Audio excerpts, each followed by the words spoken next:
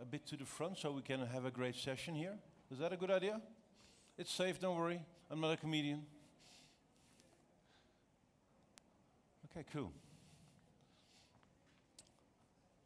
Welcome. From all the sessions you could choose from, you chose this one. Voluntarily, I guess. Okay. Oh, yeah, WTF. It doesn't mean what the fuck, but what's the future? So it was like, what's the future? That's what WTF means, right? Okay, anybody else? Knowledge work. And particularly what part? I work in knowledge. You work in knowledge. You thought, okay, what's the future of knowledge work? Yeah, cool. You heard me yesterday. You think there's more to that? I want to know more. Okay, cool. Anything new? That's easy. Okay, cool. I'm really happy you're here. Is there anybody here who wasn't at one of my former talks? You weren't there in the morning when I gave the keynote? You were there, okay. So for the people who don't know, I'm Martijn Aslander. I'm a stand-up philosopher, and I've been an expert in figuring out and exploring the network and information age, especially the impact of technology on the way we work, because I truly think that's something that we cannot neglect. And especially in the field of HR, people tend to stay away from technology because they think, oh, that's something for the IT guys, and actually it's not. I wanted to do a session here to dive a little bit deeper in what actually is work, and I'm not sure about it. And I become less and less insecure about knowing what work actually is. But before I dive into that together with you guys, I've been an entrepreneur since my 15th, and I'm 46 years old now. So I never worked in an organization. I've always built my own organizations, but it never felt like organization. We were just playing. When I was 15, I was at the Boy Scouts. And everything we did on Saturday, hiking through the forest, building a raft, I figured out I could charge people money for that. And if then people from a company showed up with 100 people, I got 1,000 euros in only 2 hours. And I was 15 back then. And I thought, oh my God, you can make money with making people walk through the forest? How cool is that? So I never considered diplomas or a career after that. I just started to play. But within 2 years, I figured out the dynamics of the game. And I had 60 people working for me, part-time. Those were my scouts friends and their friends, because we were pretty busy. We did all kinds of fun stuff, like upsiling out of buildings, fire spitting, survival tracks, stuff like that. And I started running my business in an age where there was not a lot of technology. When I was 15, we had the first big floppy disks, not the 3.5-inch ones, but the big ones. You could bend them without them breaking. And you must know, I'm not very technical. Actually, I can't program. I have no idea how that works. But I'm a clever guy when it comes to practical solutions and applying technology in a smart way to do more in less time with less stress at lower cost with more impact. I've done a lot of projects in my life. I also worked with a lot of organizations, from the military, police guys, ministry, all kinds of ministries in the Netherlands. And I always focus, because of my background, on what do you want to achieve? And I always take into account what the possibilities are, technology-wise, at that given moment. So I have this extra radar for focusing on technical possibilities that most of the companies would never consider, because as a company, why would you consider creating a Dropbox account or an Evernote account? Big companies don't do stuff like that because their purchase department or their IT department have no idea how to deal with stuff like that. So those are tools that we can use to leverage our capabilities of solving problems, of going after opportunities. I work at any given moment on at least 50 or 60 projects at the same time. And I don't really manage anything. Documents are non-existent in all of my projects. So in my project, I don't work with a description in words of what the project actually is or means or is supposed to do, what the defined outcome is, what the timetable or time track is, or how much money is involved, because of my background. And this is weird. So every time that I deal with big organizations and we try to fix something, they come up with very difficult, complex solutions. Well, I always try to figure out, okay, how can we fix this? So I have this radar or this focus on how can I solve something, how can I create something, and let's see what happens. And I prefer not to work with money, because money will slow you down. A lot of people think that's the other way around, but the thing with money is, if I say the budget is 50,000, your mind will immediately think, okay, there's 50,000, what can we do with 50,000? If you get nothing, your mind goes in really different ways to figure out what's possible. And then you're far more creative, I think. So, it might be true, not in all the cases, not everywhere, all the time, that money and plans are the enemy of progress.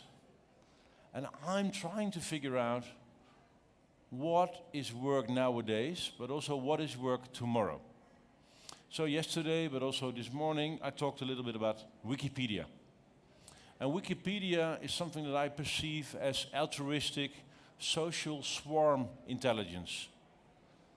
People, hundreds, thousands of people are cooperating in a swarm, very effective, maybe not efficient, but very effective, to create the biggest encyclopedia on earth accessible for billions of people. And they contribute to that, not from a monetary perspective, but maybe by altruism or egoism because they want to be famous. I have no idea why they do that, but it's not economically based. And we're entering an age pretty rapidly where technology is evolving so fast that it doesn't really matter what you want to create, but Wikipedia is just one example. So suddenly we have the technology and the means to coordinate or to cooperate with millions of people through the web. And this technology becomes cheaper, stronger, and faster. So within the coming 5-6 years, there will be 2 billion extra people, maybe 3 billion people on the web connected with us. They don't know anything about organizations. They don't go to business schools. They're not trained in big plans. They just go to YouTube to teach themselves. They fiddle with stuff, and somehow they will find ways to get things done. In the Netherlands, where I'm from, we have a big institution. It's called the Police Academy. In our country, the police, the national police, is the biggest organization we have in the country. We have 17 million Dutchmen, and we have 65,000 people working for the police. And of course, as an official governmental organization, you have to train them so they can do their work. So they have this police academy. And this police academy uses about 250 million euros a year to operate. They have 1,000 teachers teaching the police people to do their work. And every year they train 2,000 new police people, and they train 20 or 30,000 of the 65,000 people with new insights and new skills. That's a good thing. But it's a lot of hassle. So I had a debate with them. Okay, when the world is changing, the technology is evolving, how do you teach the police people of tomorrow how to do their work better and smarter? So how do you change the curriculum of everything they need to train or to learn? And how do you do it more rapidly than we used to? So this is a classic example of a bureaucratic organization with a bureaucratic approach, with terms and words like quality and insurance and diplomas and stuff like that. And everything works fine. But then I said, they were all grumpy because they couldn't move and change fast enough. I said, what would happen if we would create another police academy, a shadow academy, on the side, without money and without paper, without any structure? What would be the least viable product that we could come up with? And then I started to think, okay, let's redefine what actually a teacher is. So they had 1,000 teachers working for the police academy. And then I asked myself, what is a teacher? When can you say that you're a teacher? Well, if you apply Martijn logic, and I'm Martijn, so I applied my logic, a teacher is somebody who can teach you something within an hour that will really help you. So if I teach you something and it helps you, and you're still capable of using this knowledge a year later, then I'm a teacher, right? So I said, okay, I'm going to figure out how to find as much teachers at my shadow academy as I have teachers in the police academy, but I will do it without money. And then they started to laugh at me because that's always how it starts. And then I said, okay, if we bring down the concept of a teacher back to somebody who could teach 10 or 100 policemen an hour, something that they can really apply and is very valuable to them, then they are teachers. So I don't care about age, background, experience, qualification, stuff like that. And I'm gonna ask them if they want to teach them 10 at minimum, or maybe 100 hours a year, because who of you are here in the room has knowledge that is valuable to police people here in South Africa that you can teach them within an hour? Is there anybody here who say, oh, I can do that? Yeah.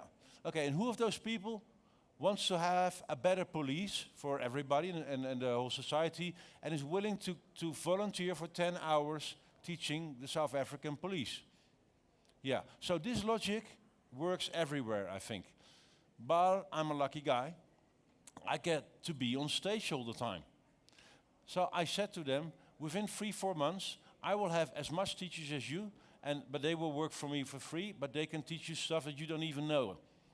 And I don't put anything on paper, and I don't mind the quality. We just figure out what's going on. And it doesn't cost anything, so who cares if anything goes wrong?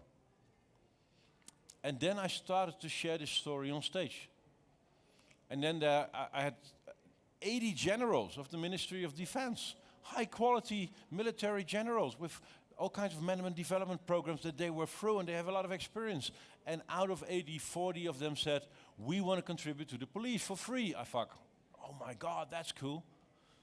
Then I went to a nerd because I cannot program, and he created this online form in only an hour or something like that. That people could say, okay, I'm an expert on post-traumatic stress, or mindfulness, or teaching people how to work smarter with Dropbox or whatever. And I'm willing to travel at as much as so many kilometers, and I'm based there and there. And I want to devote 10 or 20 or 100 hours a year to this shadow police. And then I was in trouble, because if this continues, and I expect it will, I have to plan and organize 20 or 30,000 hours of teaching time to the police. And I thought, it shouldn't look like work, so how to apply normal logic? So then I created a database where people could say, I want to learn something, so we can share that with all the police people who want to learn something. And then this is where technology steps in. The only thing we have to create is an algorithm that is matching the amount of people that want to travel this amount of distance, and people want to know that. And then we will build in a feedback loop that after the day that you learn something, we ask the police guys, was it really insightful and helpful? That can you apply it immediately? And then we ask the same question 2 weeks later, and the same question half a year later.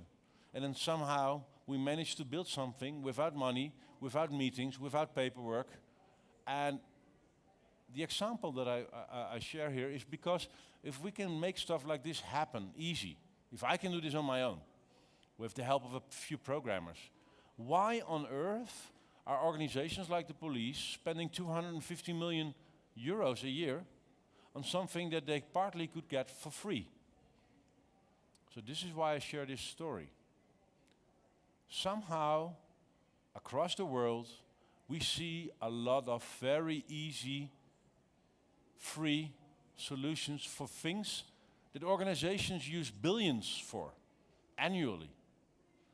And I'm asking myself, there are enough troubles in every country. And if you want to help the poor of these people in this country, what would happen if we stop spending billions on stuff that we don't actually need because we could get it for free or for almost free if we would take another approach? Back to the whole theme now. Is everybody still with me, except for the people who left? Okay, cool. You're allowed to leave if you don't think this is interesting enough. Don't worry. So I'm curious, if we look at it from this angle, what would happen if we ask ourselves, what actually is work? I understand work that you're doing with your hands. So you're working in the field, at a farm, and you do something with the wheat, or you get the apples from the trees. I can imagine that. That can also be done by machines, faster and cheaper, but okay. But knowledge work is something different. And I really think we cannot work for 8 straight hours a day. We can pretend we're doing that, because everybody's doing that. But I think it's not true. In every lecture, also this one, I ask to the people, who of you is more productive and creative in the evening than in the morning? Show me your hands. So normally 1/3 of my audience, so this is my estimate, I think about 20 to 30% of all the people that are knowledge workers are more productive in the evening. What are we doing with those people if we force them to show up in the morning? That's not very logic. So I think we cannot work for 8 straight hours a day. And a lot of people are behind their computer for a large amount of a day. Besides the fact that it's not very healthy to sit all day, it will cost you from a health perspective. A lot of people are sending a lot of emails every day. I guess you do it as well. And then by the end of the day, you think, oh, I worked really hard. No, you distracted other people from their real work, because you force them to respond to your emails. Work is not the same as sending emails. So what would happen if we would think a bit more deep about what actually is work?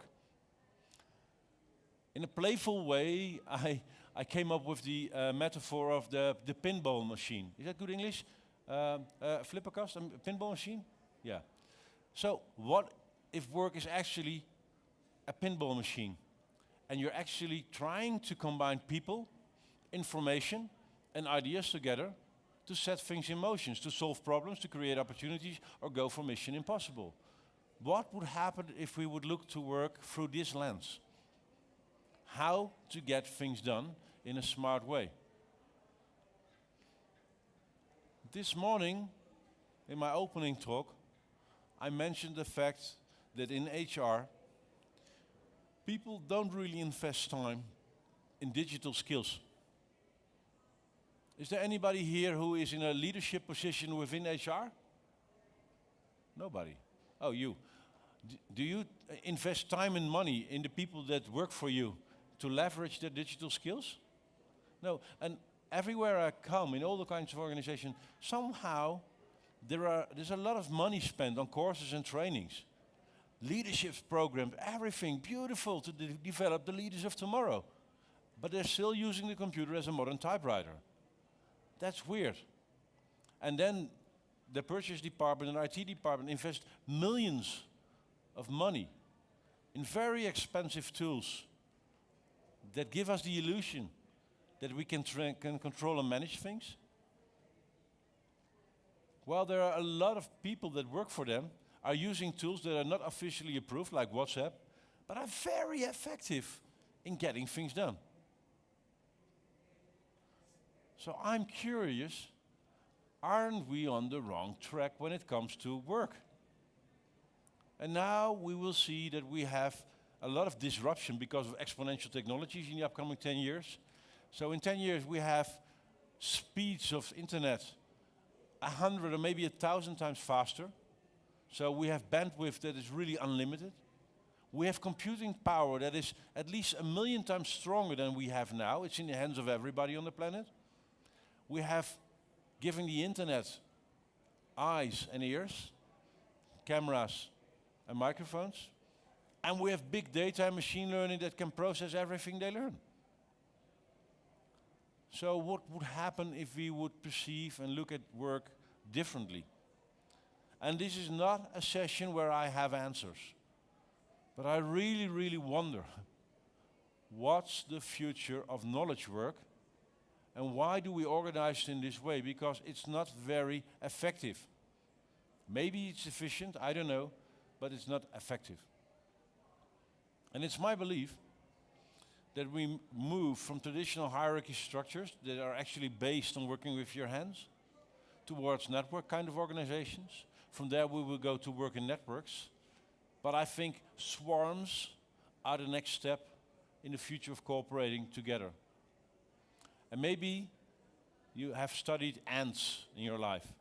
And tiny ants are one of the most effective species on the planet. They're everywhere. But if you take a magnifying glass and you study them, they don't have a file box. They don't have paperwork. They don't use a calculating machine. They just do their thing. Very effective, non-efficient. So maybe we can learn from that. I'm curious, what's happening in your minds? I would love to have a discussion about this. So what does it do with your minds and brains, hearing stuff like this? Too far out or makes sense?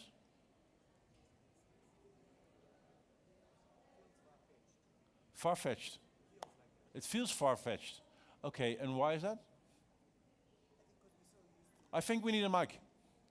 Mic guy. Sorry, I forgot your name. Okay. Cool. Thank you. I give it to him. Martijn, thank you. I think that it just feels so far-fetched. Maybe it's a personal view, because there's just so much information, and we just taught, I suppose, with our degrees and education and experience, to think about things we complicate things. We don't think about it as simply as you. And yeah, maybe that's just because of our background or our experience. Yeah. Maybe it's because I'm a lawyer. So okay, yeah, lawyers, yeah. There's no future in that. I mean, no, let's be honest, come on. What does a lawyer do? Interpreting rules. But the thing with is if there's anything you can automate, it's rules. And with machine learning and more computing power within 10 years, well, law is like a data set of rules. So I don't think there's a future for lawyers, but that's another discussion. One of the points I wanted to make maybe is far-fetched, but every time that somebody creates a solution for something that everybody thought was impossible. I mean, Jan Koum created WhatsApp, so there were billions of turnover at the telcos, and they were making lots of money on text messaging. And then there was this one guy in his 20s in the Ukraine with no technical background or experience or diplomas whatsoever. He created WhatsApp, boom, bye-bye business. And this will be, I think, the new normal. Somebody in the upcoming 5 years comes up with a solution that makes your work obsolete, which should be fine and a great idea. So we could flourish on a mankind level. On a business level, you're in trouble, but that has always been the case, but the speed is going up, so you need a different approach. Other comments, questions, angles, please. Is it on? I'm Yeah, thinking about how much money walks out the door when someone resigns, meaning knowledge-wise. So you've spent so much of money training them, exposing them to training, teaching them how to do this on the job, and then they just walk out the door with that information. So you should have the ability, or a platform at least, to capture that information whilst they're there. And then I also think people, maybe in our job and culture in South Africa, want to hold on to their information because that makes them more valuable for the company. So the company should start thinking how I can incentivize them to actually share that information freely for the future. What would happen if a company would not try to protect the information, to keep it, but what would happen if a company was the company that was sharing information all the time? Because then they would be knowledgeable as the go-to guys who have the information. And from a strategic perspective, I think it's far more wise to share that information proactively so others can benefit from it and can learn from it, because it will serve as a honeypot. It will attract more smarter people that makes you even more smarter. So the old way of control and keep everything in may be dead, because if somebody figures out how to do it the other way around, you're dead anyway. Yeah, Interesting. Yeah, we have to figure out how to get the mic. Oh, there's Kim, my wonderful wingman. So, look, this is how self-organization works. The microphone travels by itself. Thank you.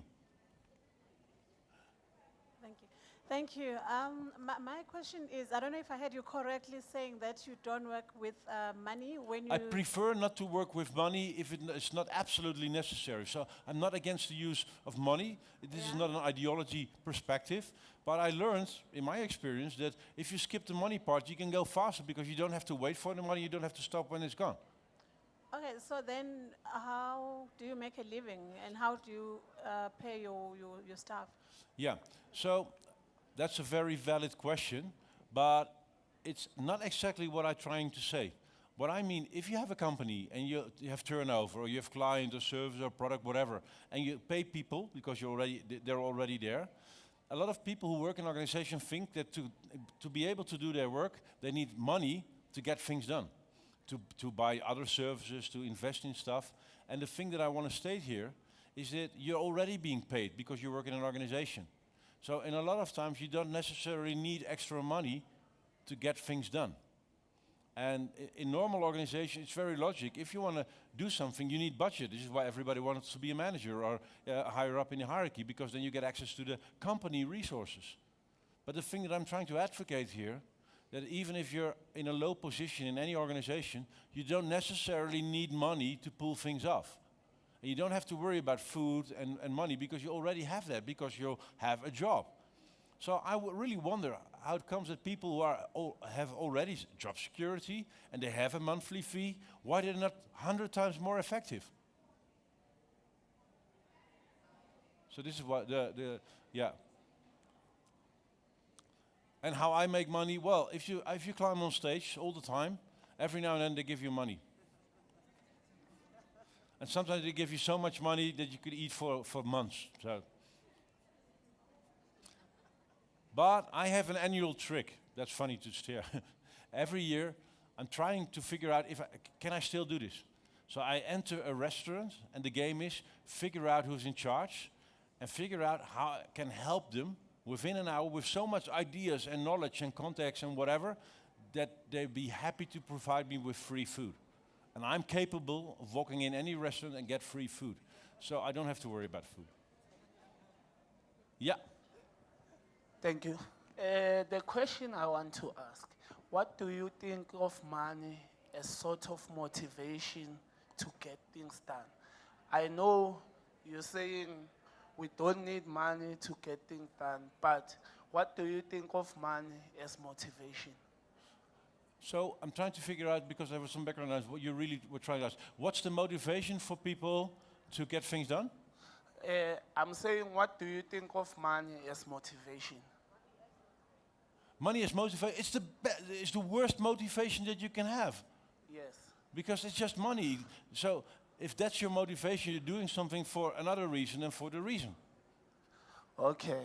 So you're saying if you ask a person to do something without motivating him with money, it's like he can do it correctly for free. I think if you challenge people to give the best they have, Okay. within the realm of their own passion and the stuff that they really love to do, because stuff that you really love to do, because it's your talent, your passion, whatever, or something you're fascinated with, money is never an issue. You will do it voluntarily. And the thing is how to figure out how to get money, or if you look beyond money, the resources you need to keep doing what you love. Well, that's not the case for most of the people who work. Okay, thanks. And again, I'm not against money, but I think money is not. It's an external motivator, not an internal motivator. Yeah. Okay. Are we getting somewhere, or? Okay. I can blow away you with a smooth presentation, but then we don't learn anything. So I really wanted to do it differently this time. So okay. So. What is knowledge work? Is there anybody who can help me with a definition? And if not, then it could be very well true that we don't know what knowledge work is. Can we agree on that we don't know what knowledge work is? But if that's true, if we really don't know what knowledge work is, and we live in a knowledge economy with millions of knowledge workers, and we have no idea what knowledge work is, how do you organize knowledge work? I never hear managers asking that question. And we're in a HR Indaba, so somebody should know. Oh boy, you're quiet.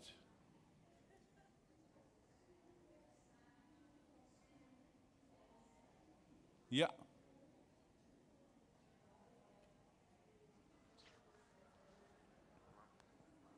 I'm just taking a chance here. Isn't it like what you know, the knowledge you have gained, or what you went to study? Because coming from a nursing environment, I work for a hospital group. So we put different types of nurses into different fields. So there's a nurse for maternity, there's a person that knows how to chop you up and sew you back together, there's a surgical person. So I would assume that's knowledge work. Yeah, but yeah, okay, very helpful. So, knowledge work, if I understand it correctly, according to you, is the stuff we learned, we studied for, and then we're trying to apply. But who of you is actually doing what he's educated for? So you went to education. Who is in their current title, current job, is exactly doing what you were trained for? Most of the people, normally most of the people aren't. And this is weird. So you go to a university or you get a degree, and most of the times after you got the job, you're not really doing what you're supposed to do. They're saying, this is your job description, you think, okay, great, I can do that. And suddenly when you're in the work, the thing that you're actually doing all day is not the stuff that you were supposed to do. Do you recognize this, or? So, in my world, in my parallel universe where I work with people that are playing all the time, we don't look at functions.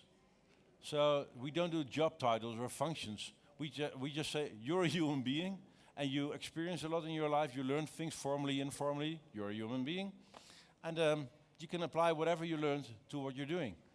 But somehow in organization we still look at the formal parts of it, and I think, well, it's going too slow.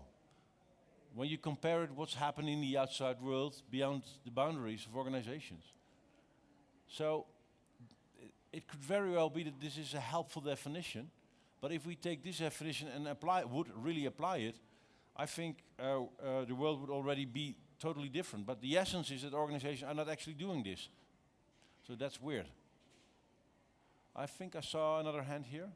Yeah, here. This gentleman back. Okay.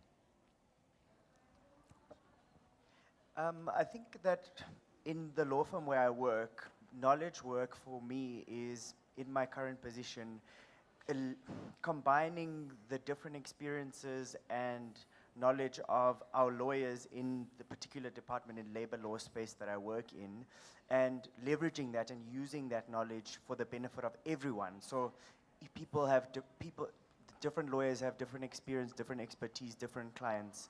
And so my job is actually to bring that together and so that we can stay on top of the law. Okay. And yeah. So that's your current view on your work and how knowledge work is. But if you take the developments and the dynamics of where technology is going into consideration, are you aware of how technology is affecting the essence of what you're doing in a pretty rapid way? Is there anybody here who works in a hospital? Maybe you? Yeah. So I don't know what the English phrase is. Radiologist, I think. So in the hospital, they take pictures and scans, and then we used to need an expert, a radiologist, to interpret the data on those pictures to figure out if there could be a cancer cell, something like that. At the current moment, through machine learning, computers have studied 300 million different pictures. So they have better skills and speed than a 40-year experienced doctor interpreting those pictures. So this is already happening in hospitals. I think it's a good thing for people who are sick. But if you apply stuff like this to law, you cannot possibly know all the rulings of all the judges. But a computer can study that like within a month. And then it can interpret it and do machine learning, so becoming smarter. So if one computer can study everything there is to know about all the legal aspects of anything, and also take all the news into consideration and weight that into it, where does that leave you as a lawyer? And this is not something for the upcoming 50 years. This is already happening now. So how much of that stuff are you already bringing into your firm, for your clients, for their benefits? Oh, you are, okay, cool. Okay, I see a lot of people leaving, so it can very well be that we were over the top of the thing that I wanted to state. So is there anybody who wants to ask anything else or take another angle of this talk or approach? No. Then you're free to go. Thank you for showing up. I hope to see you at the drinks. And please help spread this thought of, okay, wait a minute, maybe we have to rethink work, because it could very well be that this is not a good idea what we're doing right now, and maybe we don't exist in a few years. And I think it's a good thing to think about, the future of your own work. Thank you for showing up and trying to contribute. I hope you enjoyed yourself.